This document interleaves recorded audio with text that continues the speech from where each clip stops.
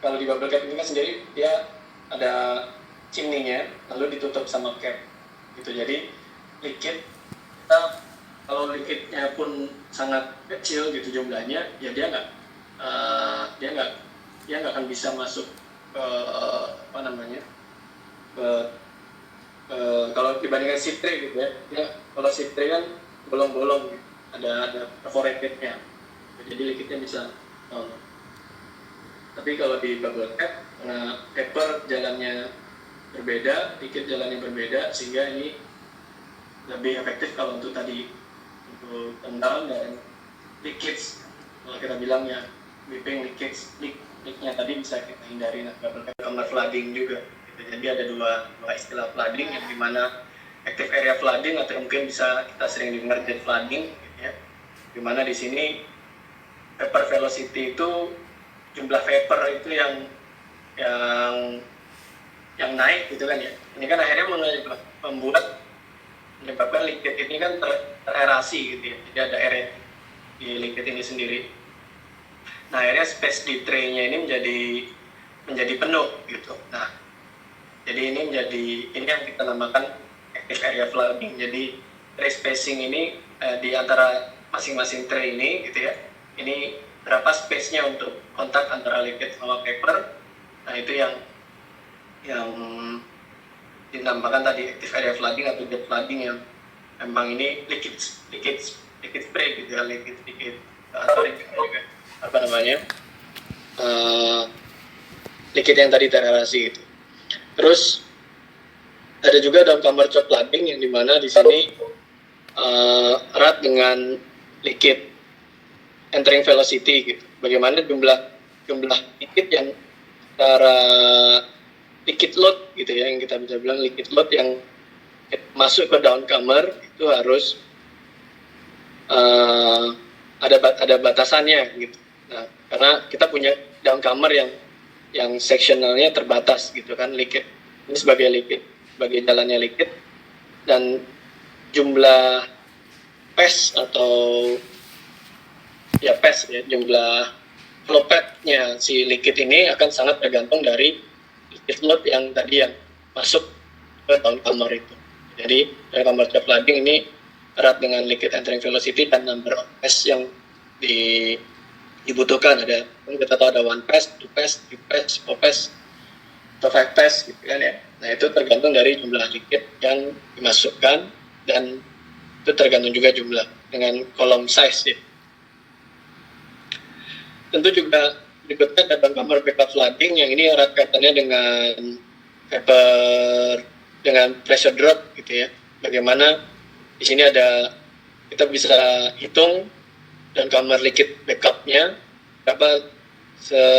berapa liquid uap yang tertumpuk di daun kamar.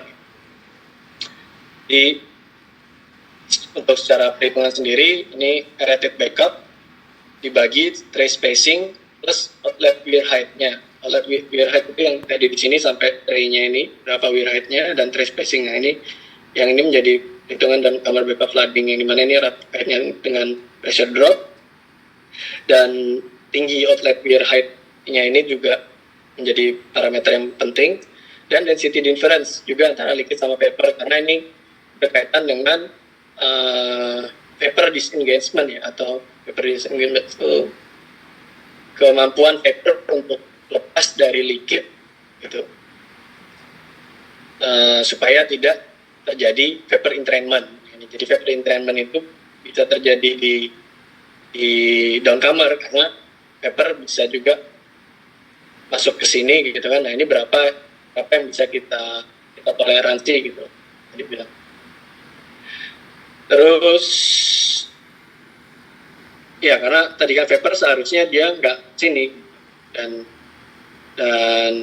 vapor ya harusnya kan naik ke atas gitu, dan liquid juga dia harusnya turun ke bawah by gravity. Ya, karena ya tadi jadi terkait dengan escape velocity yang tadi ya, velocity dari vapor sendiri untuk bisa escape dari liquid yang tertumpuk di dalam kamar tadi.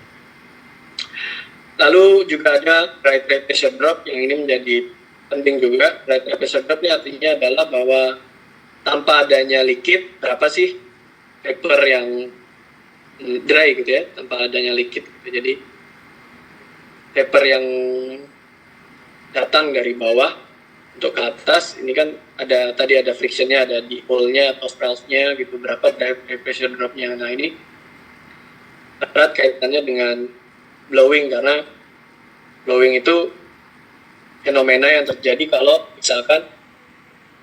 kalau vapor itu dia benar-benar away the liquid gitu ya. Jadi kayak apa sih, mendorong liquid supaya tidak terjadi, malah jadi tidak jadi kontak gitu. Jadi vapornya didorong, vapornya mendorong liquid, terus akhirnya tidak terjadi kontak di shift tray-nya ini tadi, di tray-nya itu sendiri. Lalu selain blowing ada juga fenomena entailment tadi yang kita sudah sempat bahas, yaitu liquid atau vapor, entailment, dan juga whipping. Nah tadi saya singgung bahwa kalau whipping, pertama kalau turn down, karena tadi vapornya nggak cukup kuat untuk mendorong liquid, akhirnya liquidnya turun melalui tray tadi, valve atau sieve, atau ya dari sieve atau valve tray tadi, akhirnya liquidnya turun. Terus kenapa bisa turun? Ya tadi misalnya karena turn down gitu ya, vapornya nggak cukup banyak, akhirnya diefisiensi gitu. Sehingga kalau dalam desain tray sendiri kita kita biasanya punya performance diagram atau diagram dari tray itu sendiri, dari traffic load-nya ya, dari vapornya berapa, liquidnya berapa, terus ya posisinya ada di mana design point ini. Saat ini 15% wet whipping-nya, terus saat di jet flooding-nya 100% bagaimana, saat di posisinya kalau 100% dan kamar flooding itu di mana. Nah ini akan sangat berbeda tergantung dari masing-masing desain dari tray itu sendiri. Ini saya ambil dari FRI. FRI itu FRI itu Fractionation Research Institute, di mana ini semua company-company yang berkaitan dengan distilasi mass transfer biasanya menjadi member dari organisasi ini gitu, yang fokus di distilasi. Ya, untuk hydraulic calculation sendiri yang menjadi desain kriteria biasanya yang umum digunakan gitu ya. Kalau tadi kan kita hitung tadi desain flooding-nya gitu, maksimum mungkin sekitar 80-85 untuk biasanya untuk operasi yang smooth gitu ya. Dan commercial flooding kita bisa desain juga maksimum 80%.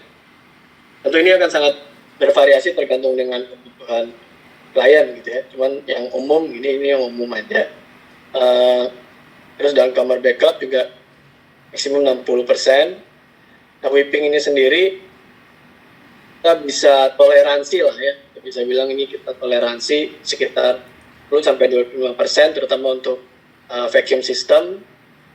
Kita bisa sampai 25% gitu whippingnya. Kita bisa toleransi, tapi biasanya pun kita desain ya di bawah 10% gitu. Paling enggak kalau kita lihat dari hitung-hitungan hidrolik kita, supaya safe gitu ya desain yang kita berikan, ini kita kasih batasan 10% itu mungkin cukup minimum gitu. Entrainment sendiri 10% itu maksimumnya, dan untuk dry pressure drop tuh maksimum 10% sampai 20% dari tray spacing gitu.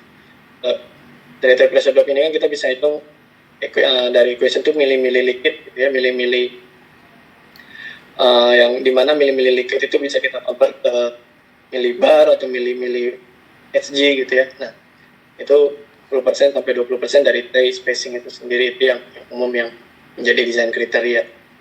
Ini tadi wear height tadi udah sempat saya singgung di sini, bagiannya wear height, tray spacing itu yang ini aerated liquid backup, yang ini tadi clear liquid backup. Itu kita pasti report. Ini salah satu contoh bagaimana kita report di hydraulic calculation untuk